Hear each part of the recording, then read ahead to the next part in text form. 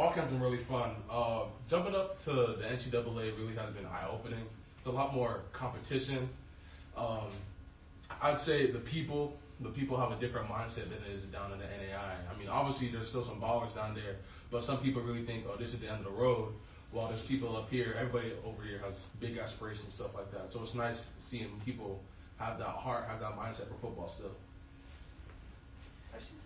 Yeah, so there's Coach Warner mentioned there's a bit of a competition at the tackle position right now, both sides of the ball. And you mentioned there's ballers coming from both sides of the NAIA and Daughtry coming from FSU. So how have you kind of been able to set yourself apart here in this early part of the training camp? I'd say mainly my football IQ, because Coach Warner does a really good job teaching us about more than just defensive line, but I kind of knew that stuff coming in with the experience I had at Kaiser. I had a great offensive line coach, Coach Lord, who taught us those kind of things, watching for linebackers, watching for the rotation, stuff like that. So coming in here, I kind of knew that stuff already, so I believe I had that little edge on some of the other tackles. But those guys are great. All those guys are ballers, so I love the competition. I love being able to fight for my spots, stuff like that, so it's been fun. What has been the kind of hard part about joining the program in June rather than before? I'd say the hardest part would be learning the new lingo, because, I mean, I was at Kaiser University for 4 years, so we had a certain way of calling certain things, a certain way of doing certain things. So now going from there to jumping into a brand new program, brand new rules, brand new that kind of thing, I have to kind of erase, kind of amnesia about the old ways and the old calls, and I'm still working on that kind of stuff, getting rid of old calls and, you know, different types of rules that we have up here. So I think that'd be my main little setback. We see Wendell contributing on the defensive side of the ball from Kaiser as well. Kind of what is your guys' relationship like, and what does that say about Kaiser that both of you have come in here a year after Kaiser and now both fighting for starting jobs? I've known Wendell since my freshman year. I think he got to Kaiser, I think, in the spring of 2020, and I got there in the fall. And I roomed with Wendell my freshman year.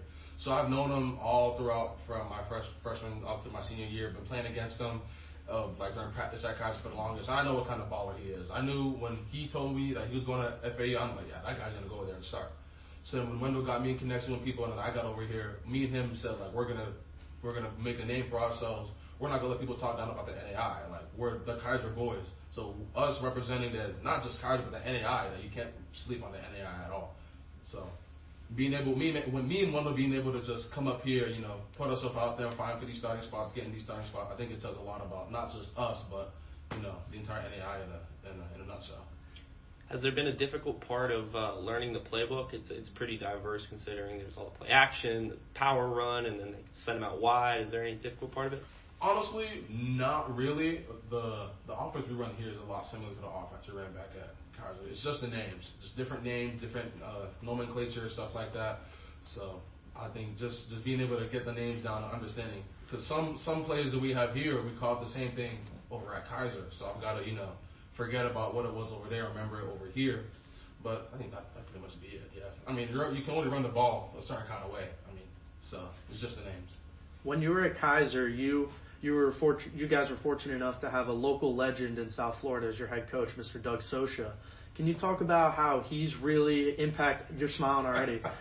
Talk about how he's really impacted your development as both a player and as a person. I owe a lot to Coach Sosha for really giving me a chance, because going into Kaiser, I was 220 pounds, so I was nowhere near as big as I was now. But he told me, and he told my parents, like, he sees something, like he saw potential in me. So he brought me in, and he worked with me my freshman year. You know, I had ups and downs, but he taught me a lot of things about football. He brought me into an offensive line room that was built on like community, like togetherness and stuff like that. So going in at like 17 years old, you know, my people's moving away to Port St. Lucie. I might be by myself. I'm still pretty young, stuff like that. So being able to be fortunate enough to go onto Kaiser with Coach Sosha and then the staff that he brought along, I think that says a lot about his personality and how he likes to run things. It's very strong, but still very caring and stuff like that. So I owe a lot to Coach Sosha.